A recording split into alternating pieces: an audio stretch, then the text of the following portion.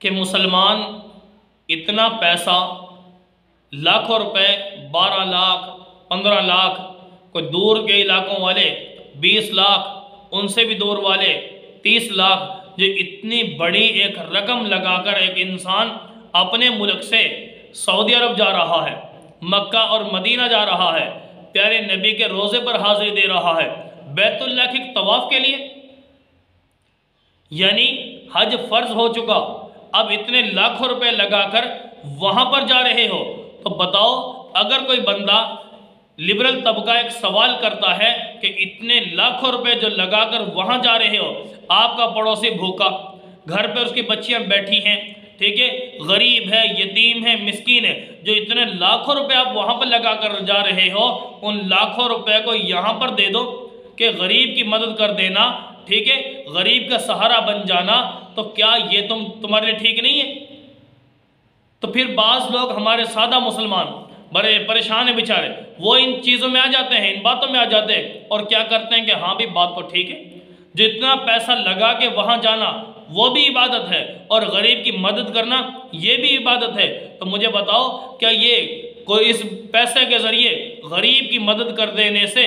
آپ کا حج آپ کے ذمے سے ساقط ہو جائے گا یا نہیں؟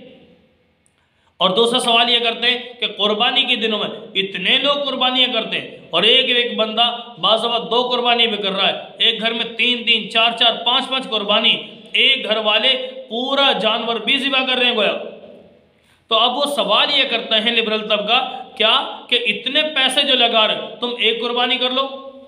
ٹھیک ہے، بقیہ جتنی قربانی 3 ہیں 4 ہیں جتنی ہیں ان کے پیسے غریبوں کو دے دو، یہ بھی تو ان کی مدد ہے، یہ بھی تو نیکی ہے۔ تو اب مسلمان، سادہ مسلمان بیچارہ پریشان ہوتا ہے کہ واقعی سوال تو بڑا مضبوط ہے، واقعی بات سوچنے والی ہے کہ جو اتنے لاکھوں روپے لگا کے وہاں جانا، اس سے بہتر ہے، اس سے بڑھ کر غریب کی، اپنے بھائی مسلمان پڑوسی کی مدد کر دیجئے، تو کیا یہ بہتر نہیں ہے؟ تو میرے بھائی یاد رکھنا بات کہ حج جو عبادت ہے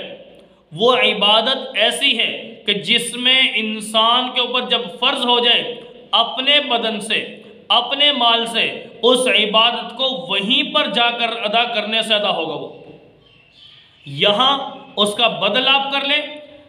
خرچ کر دیں، صدقات کر دیں، دیگر غریبوں کی مدد کر دیں، اللہ کا فریضہ ہے، وہ فریضہ کی ادائیگی کی صورت ایک ہی ہے کہ وہاں پر جاؤ، جتنے پیسے لگتے ہیں لگانا، اپنے رب کا گھر دیکھنا، وہاں پر پیارے نبی صلی اللہ علیہ وسلم کی اس سنت پر عمل کرنا ہوگا، اسی صورت میں گویا وہ فرض آپ کے ذمہ سے اتر سکتا ہے، وگرنہ نہیں۔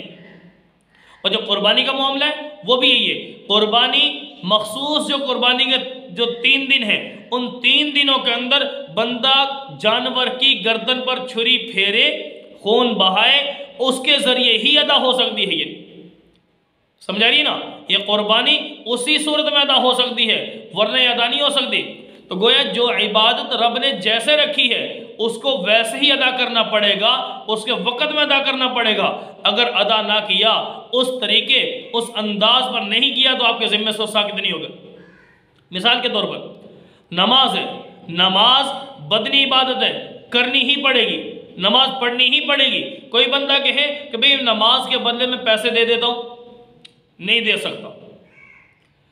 سمجھ رہی ہے؟ ایسے ہی قربانی ہے، جانور ذبح کرنے کی صورت میں تو کہے کہ اس کے بدلے میں پیسہ ادا کر دو، نہیں ادا ہوگی۔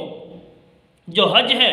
وہاں پر جا کر جب فرض انسان پہ ہو جاتا ہے، اپنے مال، اپنے وقت،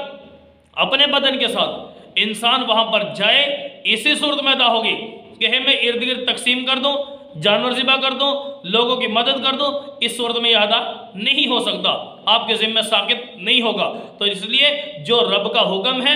جس طرح ہے تو یہی معاملہ اسی کے مطابق کرنا پڑے گا۔ پیارے نبی صلی اللہ علیہ وسلم نے نہیں دیکھا کہ ایک موقع پہ کتنے اونٹ قربان کیے؟